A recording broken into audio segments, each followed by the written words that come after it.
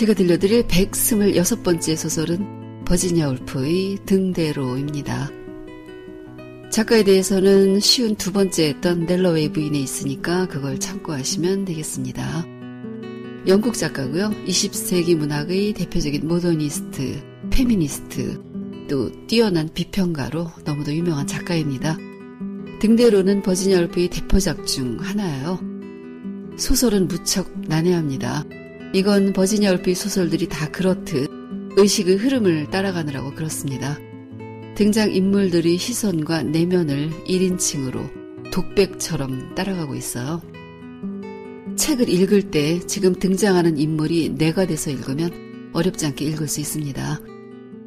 그녀의 소설은 한 문장도 버릴 게 없을 정도로 섬세하고 날카로우면서도 굉장히 서정적입니다. 등대로는 결국은 희망적인 메시지가 있지만 읽을수록 슬픔이 느껴지는 소설이라는 생각이 들어요.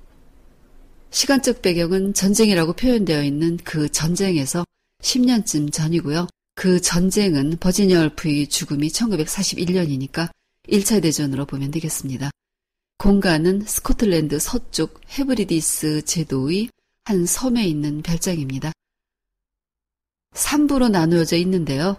별장에서의 하루가 1부, 2부는 굉장히 짧은데요. 시간의 흐름을 묘사했고요. 3부는 그 10년 후의 이야기입니다. 그러면 이야기 시작하겠습니다. 램지 부인은 정통 귀족 계급이 아닌 약간 가공된 이탈리아 집안의 혈통을 이어받았고 그 집안의 딸들이 19세기에 영국으로 시집을 오면서 영국인이 되었어요.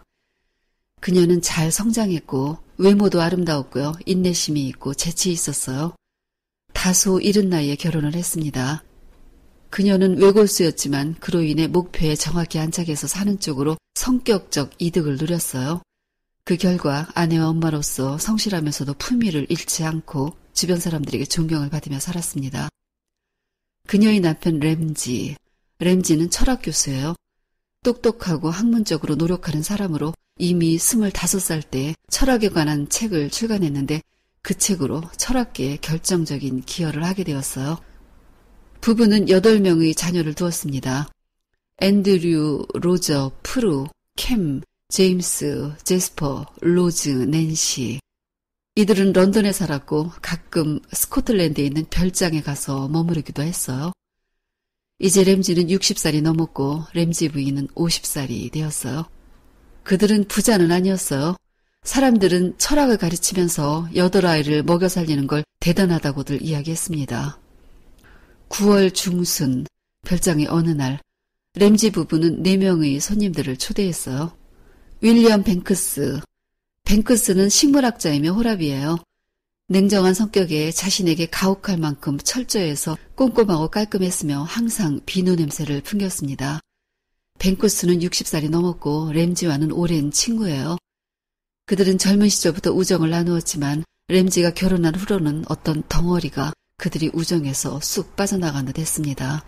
그러나 램지를 만나 대화를 나누면 그 우정이 조금 더 줄어들지 않았다는 걸 깨달았고 그는 우정을 지키고 싶었어요. 하지만 램지는 8명의 자식들과 더불어 살고 있으며 자신은 자식도 없는 호랍이라는 현실적 사실이 뱅크스의 마음을 위축시켰어요.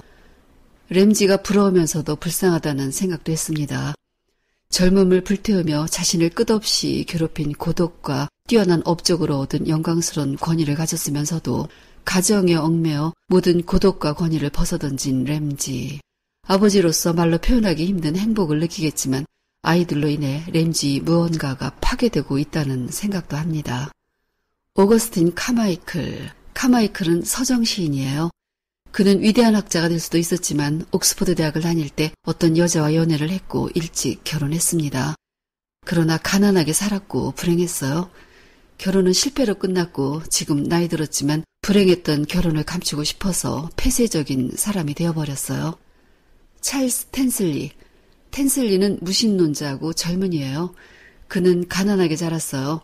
형제가 9명이었고 아버지는 약제사로 그걸 노동자 계급이라고 규정했습니다. 가난해서 13살 때 혼자 힘으로 돈을 벌어 썼고 겨울에는 종종 방한복 없이 지냈어요. 무엇이든 다른 사람들보다 2배로 오래 사용했고 싸구려 담배를 피웠으며 대학 다닐 때는 하루에 7시간씩 열심히 공부했습니다. 가난하게 성장한 게 그의 열등감이었고 그걸 감추려고 지적인 사람인 척하는 습관이 들어버렸어요. 릴리 브리스코. 릴리는 화가예요. 중국인이 눈매를 닮은 조그만 얼굴과 주름진 눈. 그녀는 절대 결혼하지 못할 것 같았고 대단한 그림을 그리는 것도 아니었어요. 그러나 독립심이 강해서 램지 부인은 그녀를 좋아했습니다. 릴리는 최근 들어 통 그림을 그리지 못했어요. 모든 것을 10개 반투명으로 그리는 화풍이 유행이었지만 색을 바꾸어 그림을 그리고 싶진 않았죠. 색뿐 아니라 형체도 문제였는데 실물을 보면 모든 형체가 분명하고 기품 있게 한눈에 들어와 그릴 수 있을 것 같았지만 손에 붓만 들면 모든 건 완전히 변해 있었어요. 마치 악마로도 붙은 듯 그려지지 않아 눈물을 흘리기도 했습니다. 그럴 때마다 용기를 잃지 않으려고 소름 끼치도록 무서운 무엇과 투쟁했지만 힘든 현실이 머릿속에서 떠나지 않았습니다.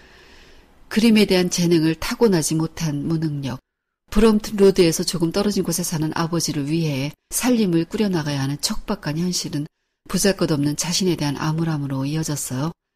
그럴 때면 램지 부인에게 달려가 그녀의 무릎에 얼굴을 파묻고 아무 말이나 떠들고 싶은 충동을 느꼈습니다. 릴리는 램지의 업적에 대해 대단하다는 생각을 갖고는 있었지만 그가 마음이 좁고 오만하고 자기 중심적인 독재자라고 생각했어요. 램지 부인을 평생 고생시킬 거라고 예상했습니다. 그러나 램지 부인은 남편을 존중하고 사랑했어요. 그의 모든 행동을 받아들였고 그를 위해 아끼는 게 없었습니다. 별장에서 좀 떨어진 곳에는 등대가 있었어요. 밤이면 등대에 불이 켜지고 파도 위를 가로질러 규칙적으로 꾸준하게 불빛을 보내왔어요. 등대에 가려면 배를 타고 가야 했습니다. 애들은 등대에 가고 싶어 했지만 번번이 가지 못했어요. 그건 날씨 때문이었는데 램지는 등대를 가자는 말에 늘 날씨가 좋지 않다고 말했어요. 아들 제임스는 날씨가 좋지 않을 것 같다고 말하는 아버지에게 증오를 느꼈습니다. 아버지 가슴팍을 찔러 죽일 수 있는 무기, 도끼든 부싯갱이든 뭐든 가까이만 있었다면 당장 움켜쥐고 싶었어요. 램지의 태도는 특별히 나쁘다고 할 수는 없었지만 뭔가 자식들 속을 뒤집어 놓곤 했어요. 창 옆에 기대서서 칼처럼 비쩍 마른 몸을 비스듬히 창가에 기대고 빈정거리듯 웃으며 등대에 가고 싶어하는 아이들의 소망을 완전히 뭉개버리는 아버지. 모든 면에서 아버지보다 만배는 뛰어난 어머니를 비웃듯 쳐다보는 아버지의 태도. 자신이 판단이 정확하다고 자만심에 우쭐대는 모습. 그러나 사실 아버지가 말하는 건 항상 옳았어요. 틀린 걸 옳다고 말할 사람이 아니라는 걸 다들 알고 있었죠. 램지는 누군가의 형편이나 비유를 맞추려고 일부러 틀린 말을 듣기 좋게 말하는 법은 없었죠. 최소한 자식으로 태어난 그의 아이들이 어릴 때부터 삶이 힘들다는 걸 깨닫게 해주고 싶은 아버지일 뿐이었어요. 진실은 타협하지 않는 것이며 그렇게도 멋지게 생각하는 저 등대로 가는 여행이 멋진 것만은 아니라고 실망시키는 걸 주저하지 않았죠. 램지가 그렇게 말할 때 램지 부인은 하지만 가는 게 좋을지도 모른다고 초조하게 말하곤 했어요. 등대에는 등대지기 솔리와 그의 아들이 살고 있었는데 그 아들은 결핵성 고관절염을 앓고 있었어요. 램지 부인은 붉은기가 도는 털실로 양말을 짜고 있었는데 그건 등대지기 아들에게 줄 양말이었어요. 등대에 가게 되면 오래된 잡지들과 담배 등을 가져다 둘 작정이었죠. 등대에서의 날들이 얼마나 지루할지, 편지나 신문도 없이 사람 구경도 못하는 생활, 하루 종일 똑같이 반복되는 지루한 파도만 보면서 사나운 폭풍이라도 불어오면 집 전체가 흔들릴 두려움. 만일 너희들이 그렇게 산다면 어떻겠냐고 특히 딸들을 보며 말했고 그들을 위로할 수 있는 건 뭐든지 가져가야 한다고 설명했어요. 그녀는 자상한 엄마였어요. 밤이면 책을 읽어주고 모든 뒷바라지를 했지만 아이들이 손님에게 버릇없이 군다거나 누구를 놀리는 건 용납하지 않았어요. 아이들은 예의와 도덕심을 강조하면서 어머니 자신이 갖고 있는 지나칠 정도로 예의 바른 태도를 보며 자랐으므로 어머니를 존경했고 말을 잘 따랐습니다. 그러면서도 딸들은 가끔 어머니와는 다른 삶을 살고 싶다는 생각을 했어요. 파리에 가서 자유로이 산다거나 엄마처럼 다른 사람들을 돌보는 삶은 싫다고 생각했죠. 램지 부인은 가끔 말도 한마디 하지 않고 팔에 바구니를 걸친 채 읍내로 내려갔어요. 거기에서 가난한 사람들을 방문했고 그들이 집에서 머물다 돌아왔어요.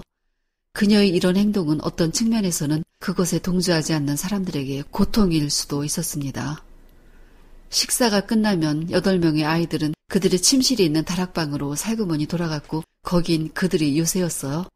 다락방에서 아이들은 뭐든 터놓고 이야기했습니다. 손님들에 관한 이야기, 특히 젊은 무신론자 텐슬리가 메고 있는 넥타이와 선거법 개정안 통과와 바다새와 나비, 또 다른 사람들에 대한 말을 주고받았어요. 아이들은 개성이 강했고 비판적이었고 캐묻길 좋아했고 터무니없는 생각을 주절주절 늘어놓았습니다. 텐슬리에게 무신론자라는 별명을 지은 것도 애들이었어요. 투쟁과 분열, 의견 차이와 편견이 뒤범벅되어 성격을 형성하는데 그런 것들이 아이들 사이에 너무 빨리 파고드는 게 램지 부인은 걱정스러웠어요. 별장의 환경은 초라했어요. 가구는 낡았고 의자는 속이 터진 게 많았고 벽지도 낡아 군데군데 찢어졌고 매트도 색이 바랬지만 집세도 몇 푼 안 되는 공짜나 다름없는 이곳을 아이들이 좋아했어요. 남편 램지도 연구실과 강의와 제자들에게서 떨어져 있는 이곳을 좋아했고 손님이 와도 여긴 묵을 공간이 충분했습니다. 그녀는 별장이 너무 초라해지면 그때 꼭 손을 보겠다고 생각합니다. 등대지기 아들에게 줄 양말을 짜면서 내일은 등대로 가서 줄 거라 말했지만 램지는 내일 등대로 갈 기회가 손톱만큼도 없을 거라고 했어요. 그녀는 그 말에 바람은 자주 변하니까 갈 수도 있지 않겠냐고 했죠. 램지는 비합리적이고 어리석은 여자들의 행동에 화가 치솟았어요. 아내는 지금 사실이 명확한데도 아이들에게 희망을 주기 위해 거짓말을 하는 거라고 생각했어요. 그는 화를 냈고 램지 부인은 남편의 무례한 행위에 앞이 캄캄해졌지만 입을 꼭 다문 채 마치 빗발치는 우박을 피하듯 고개 숙여 작은 목소리로 종종 자신이 온갖 감정에 빠진 스펀지로 느껴질 때가 있다고, 자신이 아무것도 아닌 듯 느껴진다고 말했어요. 램지는 제기랄이라고 투덜대며 내일은 비가 온다고 말했다가 정정해서 비가 오지 않을 거라고 다시 말했어요. 그녀는 그 말에 자신은 남편의 그림자도 따라가지 못할 거라고 생각합니다. 램지는 혼자만의 공간에서 읽다만 책을 들여다보면 마음이 든든해지고 기분이 좋아졌어요. 도달해야 될 학문이 알파벳 순서대로라면 그는 이미 Q에 도달해 있었고 마지막 단계인 Z를 보는 사람은 한 세대에 한 명 있을까 말까라고 생각했어요. Q에 도달한 것만으로도 대단하고 자신의 위치는 확고해졌고 이제 R을 알기 위해 마음을 다잡았습니다. 그러나 아이들은 아내를 더 따랐고 그녀가 엄마로서 보이는 에너지는 그를 움츠러들게 했어요. 그는 종종 자신이 실패자라는 생각도 했습니다.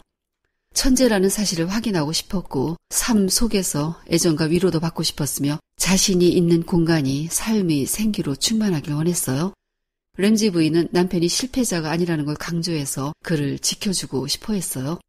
감싸고 보호하느라 자신의 능력을 지나치게 사용하다 보니 정작 자신에 대해 알아볼 기력은 남아있지 않을 정도로 모든 힘을 소진해야 했어요. 그러면서도 자신이 남편보다 부족해야 한다고 생각해서 대화를 할 때 자신의 생각을 남편 앞에서 명확히 말하지 않았어요. 온실의 지붕을 수리하려면 넉넉 잡고 50파운드가 든다는 진실을, 최근에 출판한 책이 별로라는 걸 그가 눈치챌까봐 두려웠고 매일매일 일어나는 일들 중 사소한 것, 아이들 마음을 멍들 수 있게 하는 것도 다 숨겼어요. 그녀의 모든 감정들은 대체적으로 우울하고 단조로웠습니다. 별장의 손님들조차 그녀를 편하게 해주지 않았어요. 램지 부인은 서정시인 카마이클이 결혼 생활을 할 때 세인트 존스의 누추하고 조그만 그의 방을 가본 적이 있는데 그의 못된 아내가 그를 집 밖으로 내쫓고 함부로 대하는 걸 목격했었어요. 당시 카마이클은 할 일이 없어서 시간만 때우며 하루하루를 보내고 있었고 그의 아내는 그걸 참지 못했어요. 그는 불행했고 결혼 생활은 파탄이 나버렸습니다. 카마이클에게 잘해주려 노력했지만 그는 별로 반응하지 않으면서도 램지 부인 앞에서는 몸을 움츠리곤 했어요. 그건 그녀의 마음을 아프게 했습니다. 사람들은 램지 부인을 좋아했어요. 그동안 그녀의 집에 드나들었던 많은 사람들, 그중에는 유명한 사람, 초라한 사람 등 여러 부류가 있었어요. 조용히 난로가에 앉아 함께 대화를 나누곤 했는데 그녀에게서는 화사한 아름다움이 있었고 그 화사한 빛은 그녀가 가는 곳마다 따라다녔어요. 사람들은 그녀 앞에서 하소연을 했고 위안을 받았습니다. 램지는 가끔의 의기소침함은 있었지만 대체적으로 행복했어요. 아내도 있고 애들도 있었으며 앞으로의 계획들도 다 짜여져 있었죠. 직접 쓴 글과 열정적인 젊은이들 앞에서의 강연, 스완지 대학, 카디프 대학, 엑서터 대학, 사우스햄튼 대학, 키더민스터 대학, 옥스퍼드 대학, 케임브리지 대학 등에서 보내준 찬사도 그의 기쁨이었습니다. 그러나 그것으로 다 채워지는 건 아니었어요. 그런 일들이 의미 없게 느껴지는 때도 있었지만 그건 비밀에 붙여야 했습니다. 그건 자신이 솔직한 고백을 두려워하는 도피처기도 했어요. 제임스는 등대에 갈 건지를 물었고 램지 부인은 내일은 아니라고 아버지가 아니라고 말했다는 대답을 해주었어요. 하녀 밀드레드의 손을 잡고 밖으로 나가는 제임스를 보며 내일 등대에 가지 못하게 된 이 거부의 순간을 아들이 한평생 기억할 거라고 생각했어요. 램지 부인은 등대의 불빛을 바라보면서 등대와 하나가 되는 자신을 느꼈습니다. 길고 꾸준히 비치는 불빛은 바로 그녀의 불빛이었어요. 그녀는 매일 등대를 보면서 갈 거야, 못 갈 거야, 아이들은 절대 못 잊어, 끝날 거야, 올 거야 하는 말들이 마음속에 숨어있다가 표면으로 떠오르는 걸 되풀이했어요. 그러다가 우리는 신의 수중에 있다는 말을 해버리고 말았습니다. 그 말, 무엇이 그 말을 하게 했는지 진실들 사이로 슬쩍 끼어든 위선이 그녀를 고통스럽게 했어요. 등대지기 아들이 양말을 띠면서 어떻게 신이 이런 식의 세상을 만들 수 있는지 신에게 질문하기도 했습니다. 그녀의 마음속에는 이 세상엔 이성과 질서와 정의는 없고 고통과 죽음과 불쌍한 사람들만 존재한다는 사실이 박혀 있었어요.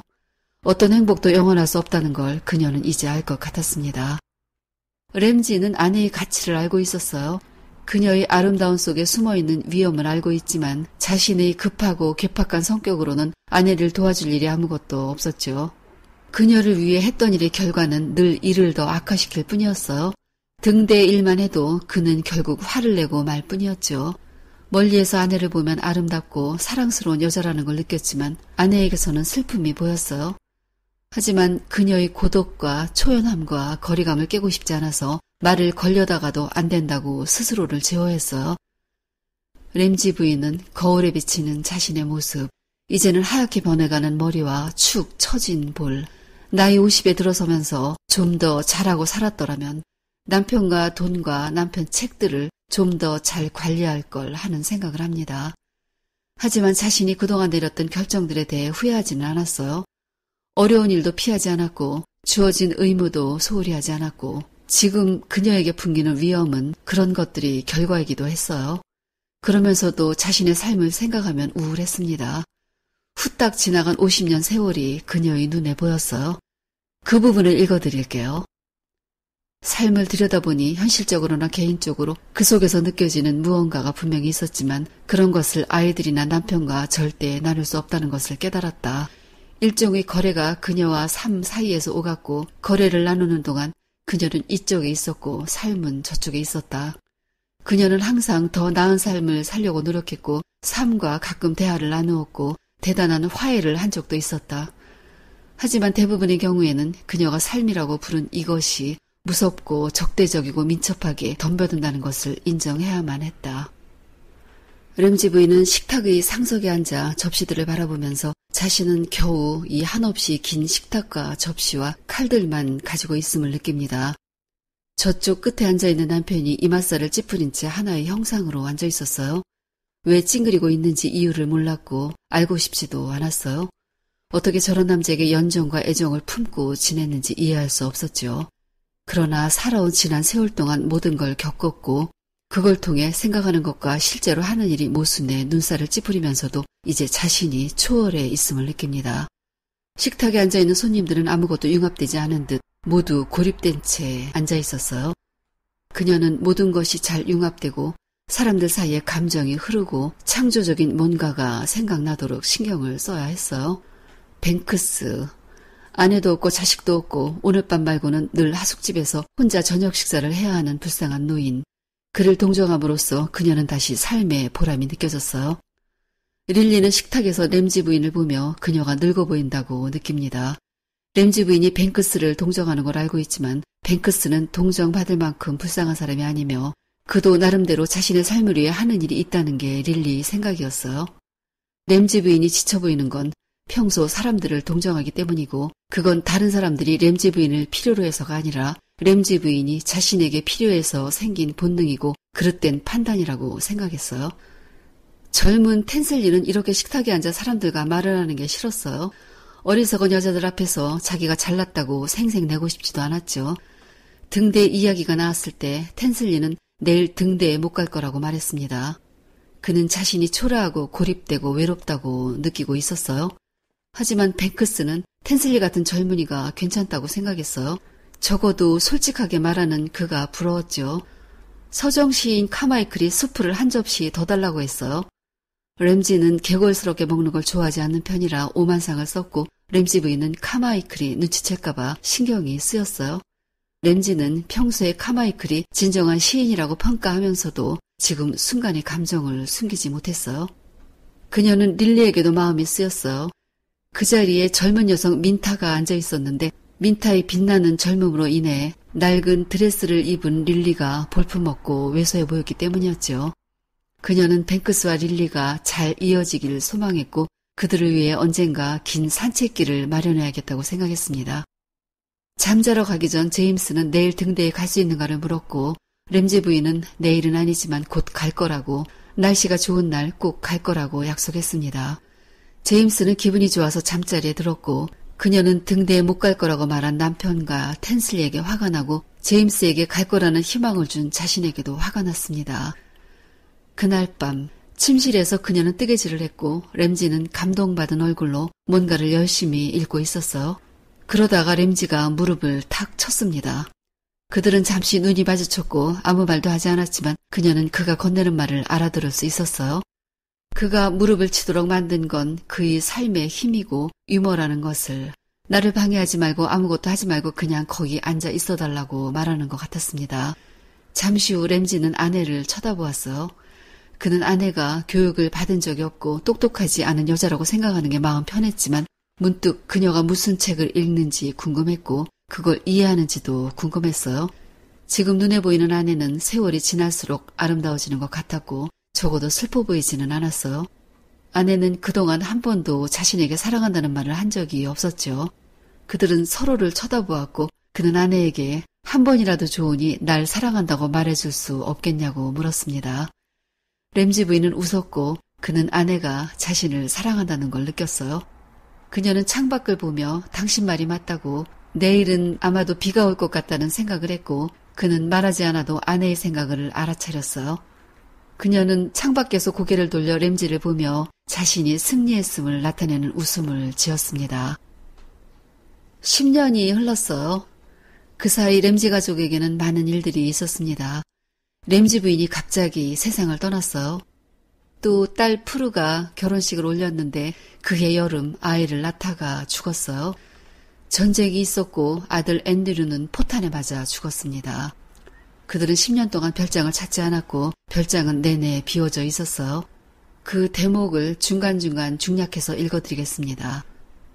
사람을 만나지 못한 채 펄럭이는 벽지와 삐걱대는 목조, 사람들이 흘리고 간 구두와 사냥모자, 옷장에 들어있는 색이 바랜 스커트와 코트, 그런 것들만이 이 텅 빈 집에 한때 사람들이 북적대며 활기차게 살았다는 것을, 그리하여 멋스러움과 고요함이 군림했고 그들이 함께 어우러져 멋스러움 그 자체의 형상을 만들어냈고 삶이 떨어져 나간 형상으로 기차를 타고 빨리 달리면서 창 너머로 언뜻 본 저 멀리 연못에 깔린 어슴푸레한 저녁의 고독과도 같은 형상이 보였다. 봄이면 정원의 화분들은 바람을 타고 우연히 날아와 뿌리를 내린 식문들로 가득 찼고 화려했다. 하지만 낮의 고요함과 화려함은 눈이 없어서 아무것도 보지 못해 너무나 무서웠기 때문에 밤은 혼돈과 법석만큼이나 기이했다. 동네에 살고 있는 맥랩 할머니는 빈집에 가끔 들렸어요. 여러 해 동안 방치된 집안의 가구와 책, 물건들은 곰팡이가 피었고 너무 낡아 있었어요.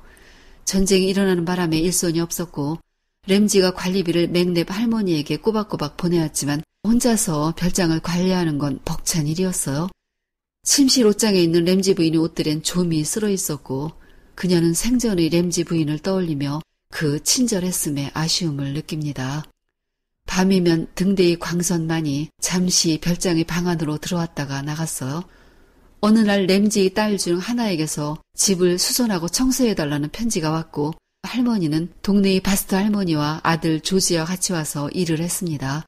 며칠 후 집은 깨끗하게 단장되었어요. 그리고 9월의 어느 날 릴리와 카마이클이 별장에 먼저 도착했습니다. 카마이클은 그 사이에 두꺼운 시집을 출간했고 책은 대성공을 거두었어요. 또 젊은이 무신론자였던 텐슬리는 대학교에서 특별 연구원의 신문을 따냈고 결혼을 해서 골더그린에 정착했습니다. 릴리와 카마이클이 뒤를 이어서 집주인 램지 가족이 도착했어요. 램지와 캠과 제임스는 등대에 갈 예정이라고 했습니다. 그들은 등대에 뭘 가지고 가야 할지 몰라서 우왕좌왕했어요. 릴리는 이 집이 낯설었습니다. 모든 것이 목적도 없고 비현실적이라고 생각했어요. 램지 부인이 죽고 앤드류는 전사하고 프루가 죽었어도 오늘 아침을 맞이해서 살고 있으며 오늘은 아름답고 고요한 날이었어요. 그녀를 지나치던 램지는 잠깐 릴리를 쳐다보았고 뭔가를 말하며 지나갔어요. 그 말은 혼자라는 말과 죽는다는 말이었고 릴리는 그 문장을 엮으면 진실에 접근할 것 같았습니다. 그녀는 그동안 그림을 완성하지 못했고 44살이 된 지금 이 나이에 아무것도 이루지 못한 채 낭비한 시간을 생각했어요. 그림을 그리기 위해 잔디밭 가장자리에 이젤을 고정시켰습니다. 10년 전 그대로 그림 속의 벽과 울타리와 나무는 그 자리에 있었어요. 문제는 저 풍경들 사이 상호관계였습니다. 10년 동안 그녀의 마음속에 품고 있던 그 문제, 그녀는 이제야 자신이 원하는 걸 알 것 같았어요. 그러나 램지가 신경 쓰였습니다. 주는 법 없이 받기만 하는 남자. 램지 부인은 남편에게 주고 또 주다가 이 모든 걸 남겨두고 죽었으며 지금 램지는 자신이 그림 그리는데 방해가 되고 있었어요. 그의 나약함과 고독이 부담스러웠지만 램지에게는 장화가 멋지다는 칭찬을 해주었어요. 그걸로 그의 영혼을 달래주고 싶었지요. 그 말을 하고서도 램지가 화낼 걸 걱정했는데 램지는 웃음을 짓고 있었습니다. 릴리는 램지가 변했다는 걸 느꼈어요. 램지는 어느덧 동정할 필요가 없는 기품 있는 노신사로 변해 있었어요. 램지는 갈색 종이로 어설프게 묶은 꾸러미를 애들과 나눠들고 등대로 가기 위해 별장을 나섰습니다. 애들을 거느리고 앞장서 나가는 그가 원정을 준비하는 지도자처럼 보였어요. 아버지를 따라 나서는 애들이 창백한 얼굴과 눈은 세월의 흐름 속에서 램지 부인의 부재가 이 가족에게 엄청난 고통이었음이 보였습니다. 릴리는 이젤 앞에 앉았어요. 삶이 무엇일까? 간단한 질문이지만 세월이 흐를수록 죄어오는 질문이었어요. 한 번에 깨달음을 주는 그런 위대한 계시는 절대 오지 않았습니다. 예전에 텐슬리와 사이가 안 좋았을 때 램지 부인이 둘을 화해시키면서 삶이 여기에 조용히 자리 잡고 있어요 라고 했던 말, 이것이 계시의 본질이었다고 지금 생각되었어요. 혼돈의 와중에도 형체는 존재했고 흘러가는 구름과 바람에 흔들리는 이파리를 보며 영원히 오고 감이 안정된 이 자리, 지금 이제를 놓은 이 자리, 삶이 여기에 조용히 자리 잡고 있다는 램지 부인의 말. 릴리는 램지 부인을 소리내어 몇 번 불렀고 또 크게 불렀어요. 그녀의 뺨 위로 눈물이 흘렀습니다. 등대로 가는 배에서 램지는 책을 읽고 있었고 배의 키를 제임스가 잡고 있었어요. 제임스는 칼을 뽑아 아버지의 심장을 찌르겠다는 오래된 상징을 가슴속에 품고 있었고 나이를 더 먹은 지금도 마찬가지였지만 이제야 자신이 죽이고 싶어한 건 아버지가 아니라 아버지에게 내려앉은 그 무엇이라는 걸 느낍니다. 그 무엇이 무엇인지는 모르지만 죽은 사람의 영혼을 나르는 새인 하르피야, 상반신은 추녀이고 사나운 검은 발톱을 가진 새. 그 새가 자신을 쪼아대다가 슬그머니 몸을 피해 책을 읽고 있는 슬픈 아버지에게 돌아간 듯 보였어요. 어렸을 때부터 아버지는 비가 올 거야, 등대는 갈 수 없을 거야 라고 말했고 제임스는 그걸 결코 잊지 못했어요. 그때의 등대는 노란 눈을 가진 은빛이 안개처럼 보였지만 지금 가까워지고 있는 등대는 흑백으로 칠해져 있는 탑이 삭막하게 위로 쭉 뻗어 있었으며 탑에 난 창문과 등대 주변 바위에는 빨래가 널브러져 있었어요. 제임스와 캠은 여전히 책을 읽고 있는 아버지를 보았어요. 아이들은 죽을 때까지 아버지의 독재와 싸울 걸 맹세했었지만 그런 사실을 모른 채 아버지는 책만 읽고 있었어요. 아버지가 이런 식으로 싸움을 피한다고, 아버지가 우릴 피하고 있다고 생각했습니다. 등대에 거의 가까워져 가고 있을 무렵 점심때가 되었고 램지는 꾸러미를 풀어 샌드위치를 돌렸어요. 빵을 돌리는 그의 표정은 행복해 보였습니다. 얼마 후 램지는 키를 잡고 배를 이끌어온 제임스에게 수고했다고 말했어요. 수고했다는 그 칭찬.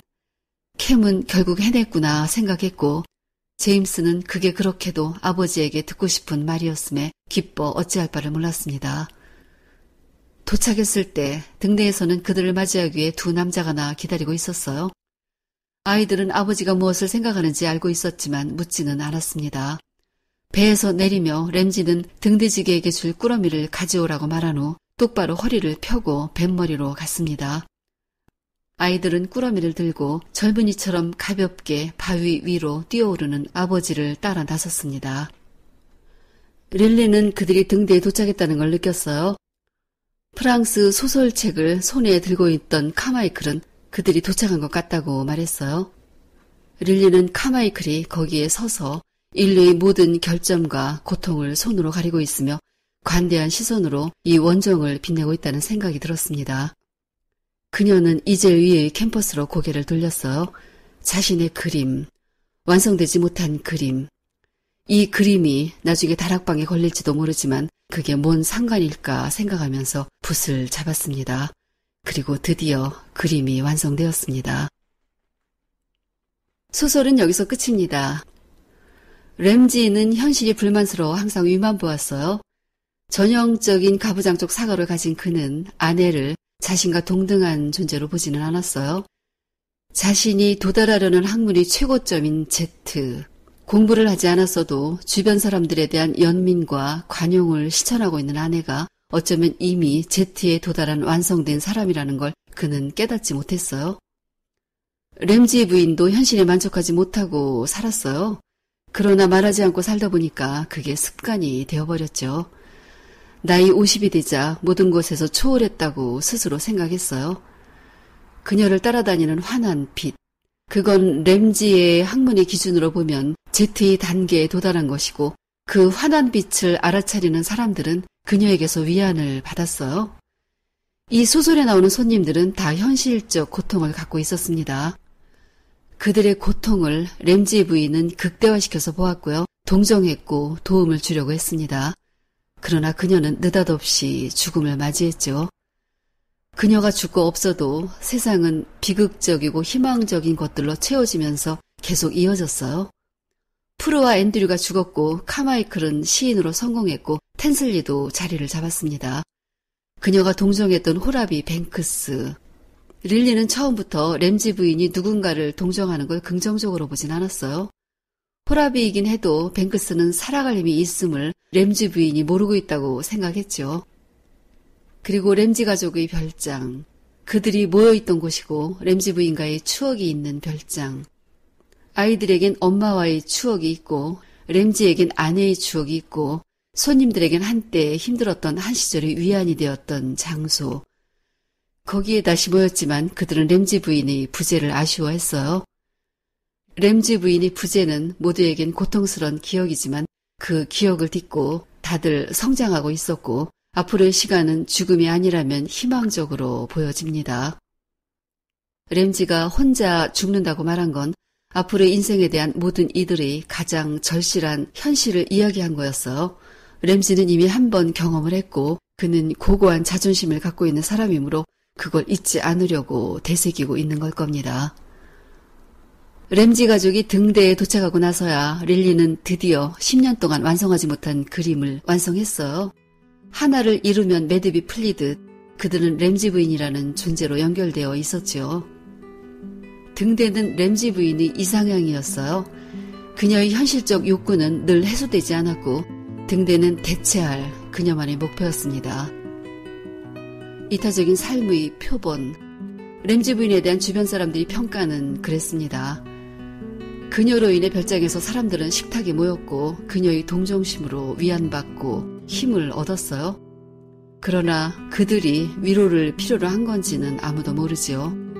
램지 부인에게는 그게 자기 삶의 구원이었을 수도 있어요. 이타적인 삶, 이런 삶을 살아야 한다고 생각하지만 이타적이라는 말 자체가 무슨 아닐까 합니다. 봉사와 헌신은 자신이 허락하는 걸 전제로 하고 있어요. 그렇다면 어떤 삶을 선택하는가가 중요한 거죠. 램지 부인은 행복하지 않았어요. 품위를 갖고 있었으며 다른 사람들에게 존경을 받았고 좋은 아내와 좋은 엄마였지만 본인은 만족스럽지 않았어요. 가족 중에 누구 한 사람이라도 행복하지 않으면 행복한 가정이 아닙니다. 모두가 행복하다는 건 비록 논쟁이 있고 갈등이 있더라도 각자가 최선의 선택을 할 수 있는 기회를 갖는 것, 희생과 헌신만으로는 행복할 수 없는 것, 자신을 사랑하고서야 타인을 사랑할 수 있다는 것, 그건 명백한 팩트입니다. 등대에 도착한 걸 알고서야 그림을 완성하는 릴리처럼 말입니다. 등대가 멀리 있는 건, 등대로 가는 길이 어려운 건 갈 필요가 없거나 갈 여건이 안 되기 때문입니다. 등대는 그저 등대일 뿐, 삶이 아름다운 건 멀리서 바라볼 등대가 있기 때문 아닐까 합니다. 오늘은 여기까지입니다. 듣느라고 정말 수고하셨어요. 좋은 책 가지고 다시 만나요.